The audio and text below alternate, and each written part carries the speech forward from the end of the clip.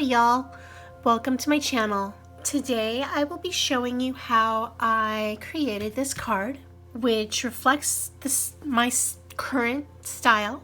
Now this is a card that I made many moons ago and it kind of reflects my previous style, which to me doesn't even really feel like the artist that I am today.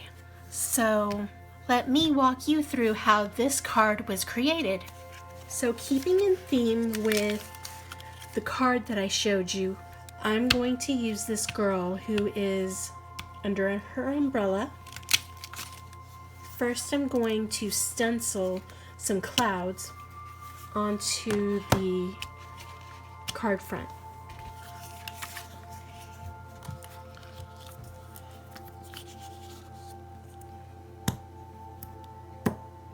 So I'm going to use the pewter ink and this portion of a sponge to help me create the look of a cloudy background.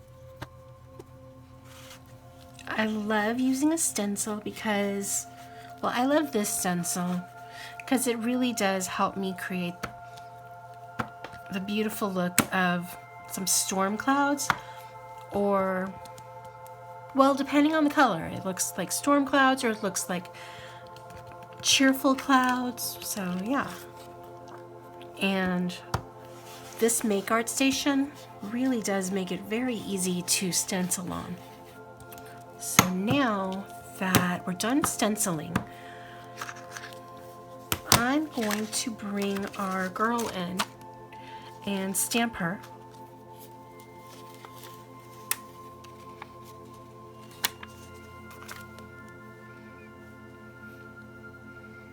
Let's get our stamping platform. Okay. So we're going to stamp her onto this cloudy background, and I felt that it was okay to stamp her after, since she is a silhouette, as you can see right here.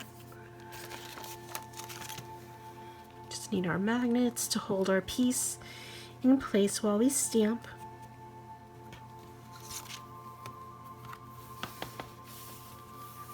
Now I'm going to heat emboss this image.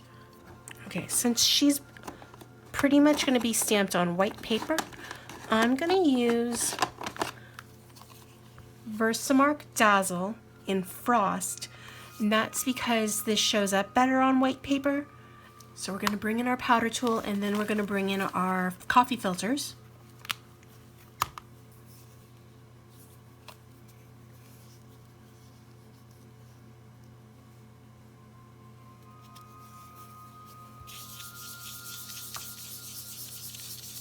And I'm using the powder tool because I don't want the embossing powder to stick on the background, which is inky otherwise.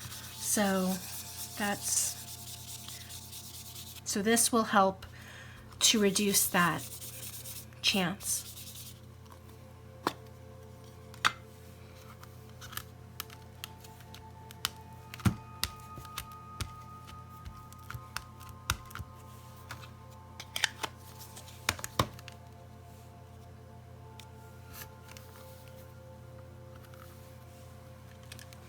And we're going to use our microfiber cloth to help us put a nice even pressure over this stamp.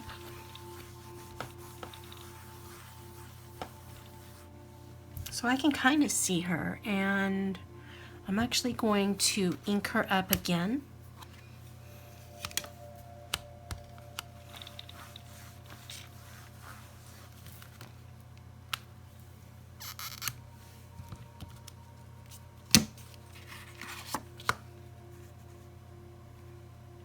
that should work, hopefully.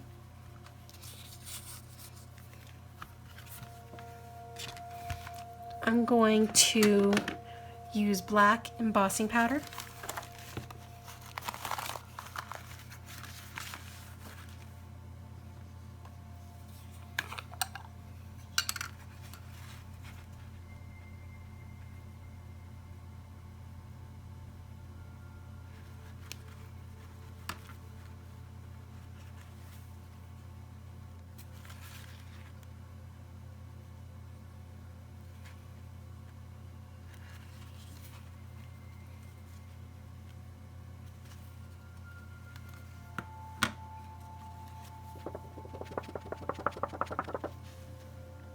Alright, so although I did stamp it a couple of times to make sure that it had all the ink that it needed, there are obviously some areas that it didn't really get covered, but we're going to fix that. But for right now, we're just going to use our heat embossing gun.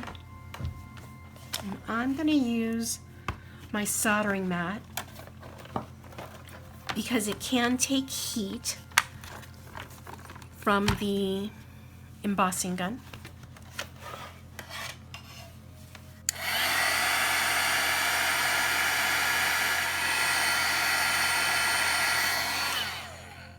And now we're going to bring in a Post-it to make sure that we did get the areas that the embossing powder did go on heated up, which we did.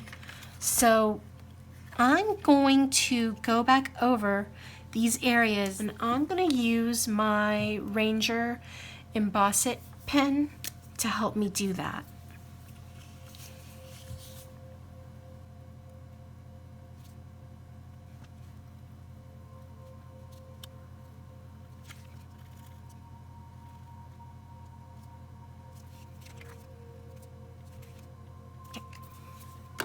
And now we're going to bring the embossing powder back in.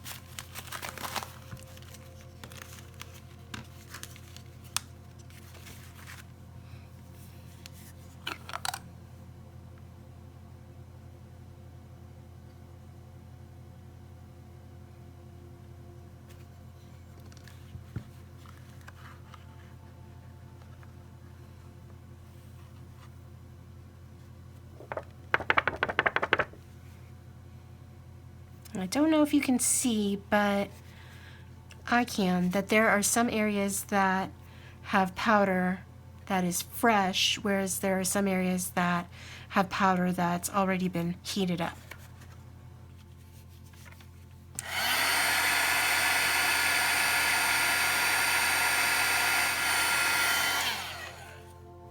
So that looks much better. Oh. So if you don't have an Emboss It pen, you can always just use a water brush. It's just you have to be a little bit quicker because embossing powder will stick to water. It's just it has a more temporary time frame for the powder to stick. So we're going to bring in our gel press along with a stencil and a couple of blue paints, blue acrylic paints, to help us create the look of the rain falling, except I'm not going to have it fall around her, so I'm gonna mask her off. So to mask her off, we're just gonna use some Post-it and we're gonna rip it to help create a mask. And we're going to bring in our scissors to help us cut since our umbrella is curved.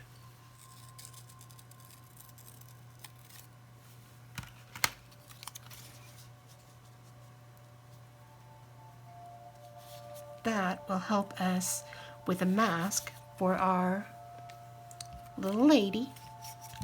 Now I'm going to bring in the gel press along with my brayer, and we're just going to put some of the blue paint on here So we're going to start out with Mermaid Lagoon.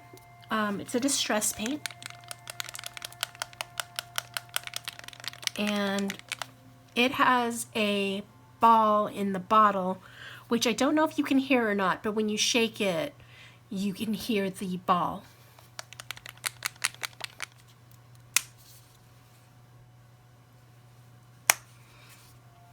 And unlike this acrylic paint, our other acrylic paints don't have a ball in them, so they don't actually need to be shaken up. So we're going to use Ceramcoat in the color Surfboard. Ooh. Okay, we're just going to go with one of those because that's much thicker than the other paint. And we're going to bring in Calypso Sky. It's by Folk Art. That looks nice. And I think that's it, actually. Let's just see how this does.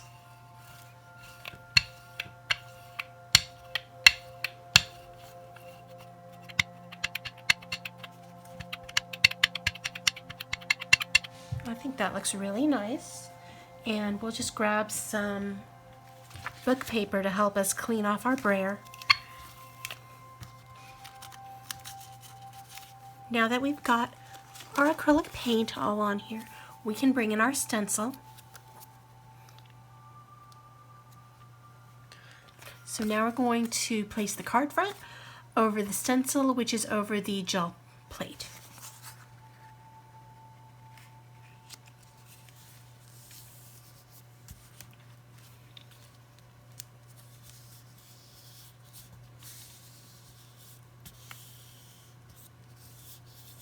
So let's see how that did. Ooh, that looks really cool. So now we can play with our gel plate a little bit.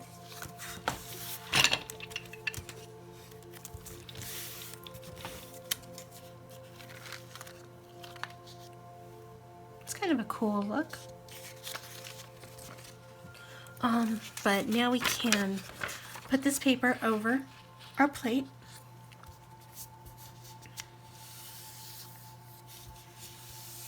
We can pull our print. Ooh, that's kind of pretty. I like that. Here is our card front. We have our little lady. She is masked off, so there's no rain on her, but there's totally rain around her. I think it looks really cool. So, looking at this card today versus my other card, which was made many moons ago, you can see just how the power of practice helps you out, because for me personally, it has helped me to find my style. So I hope that y'all will continue to watch future videos from me, and if you're interested in doing that, please click the subscribe button. If you have any questions or comments, leave them in the comment section down below. I will have links to all of the supplies that I used in the description box below. And don't forget to give me a thumbs up. So I hope y'all stay safe, stay healthy, stay crafty. Bye, y'all.